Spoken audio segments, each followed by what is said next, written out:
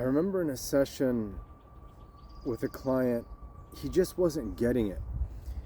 And this was really tough for me. But what it did was it became a learning moment for me.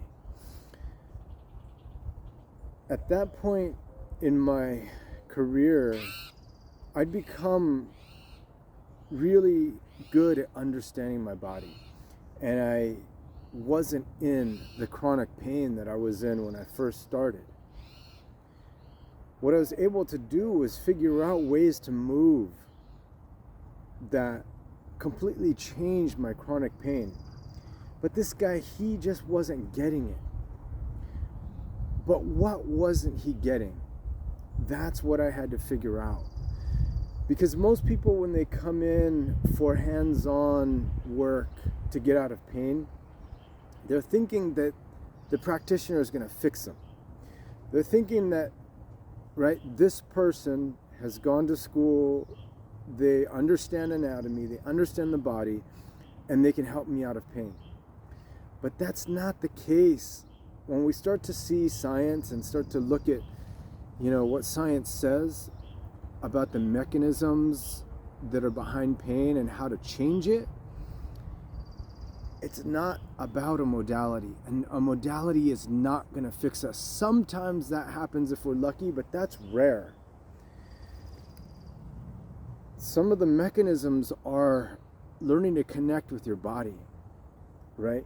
Calming things down, calming down anxiety and fear, calming down your own internal ramping up when pain is there.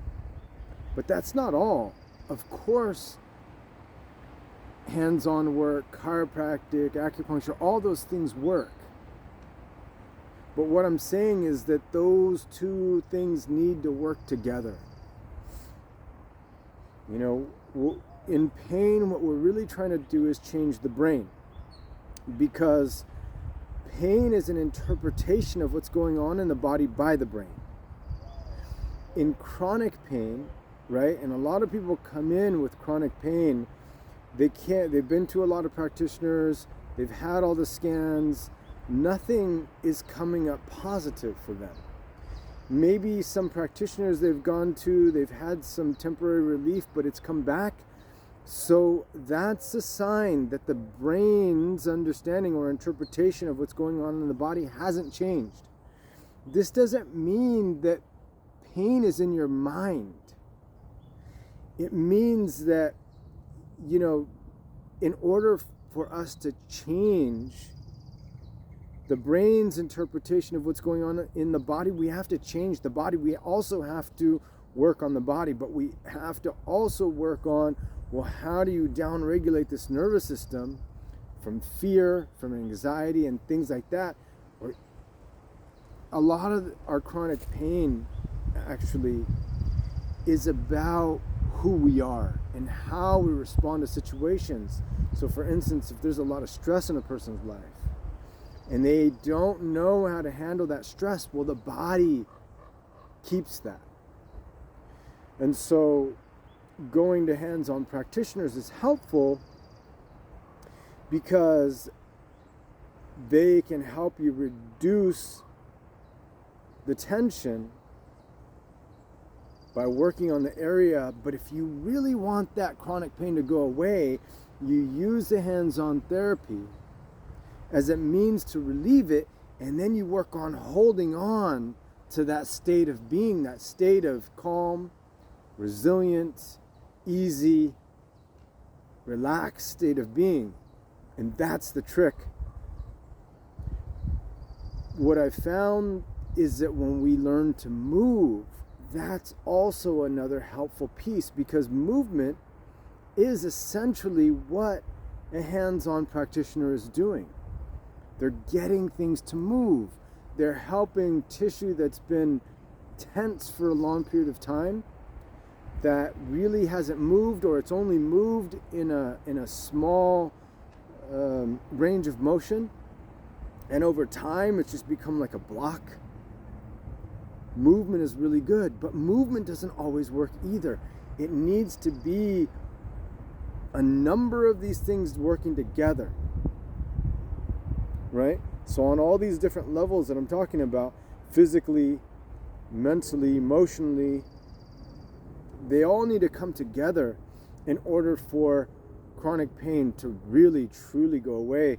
And the other thing is, usually we can't do it ourselves. We need an objective observer. Another thing that is a hurdle for us as individuals to relieve ourselves of chronic pain is when the tension is in the really tiny, small muscles. We're not used to connecting to those tiny, small muscles and getting a lot of fine movement inside of our bodies, along our spine, along our ribs, along our hips. We're not used to getting fine movement. No one really teaches fine movement skills. So that's another thing. Yeah, I was really frustrated with him because he wasn't getting it, right? What do I mean by getting it? Movement practitioners, if they're going to be good, like Dr. Rolfe said, she told her students, she told my teachers, you guys aren't therapists, you're educators. By calling us educators, she basically said, you guys aren't sort of mindless practitioners that push people through protocols. You help them understand what's going on. You help them understand their patterns. Essentially, she was saying way back in the 60s and 70s what the scientists are saying today to practitioners, which is you need to give your clients agency. When people have agency, when they have connection back into their bodies and they're taught how to use their bodies, then a lot of their chronic pain can start to go away. But until then, it's going to be what we've been doing for the last thousands of years, just completely disconnected from our bodies. And so that's what I do at Medicine Evolution. I help people connect back into their bodies after years of living in pain, and I help them move in ways that you won't find on the internet because each individual is so different. So a lot of people come in and say, I know I need your work because you're an objective eye and I can't see. And it makes sense when they say, I don't know how I'm not moving right. It's not only that people don't teach the biomechanics, but it's also in our brains. There's a map of the body that's inside of our brains. And that map kind of looks like the caricature when you go to a theme park and the person draws a caricature of you. And some parts of that caricature are really big. Other parts are really small. That's what's happening in the brain. The areas that are really big, that means that we bring a lot of movement in that area, or that area has a lot of sensory nerves, right? Hands are big. And so those areas that have a lot of sensory nerves, or that we move them a lot, those are going to be big. The areas that we don't move a lot, they're going to be really small and shrunken.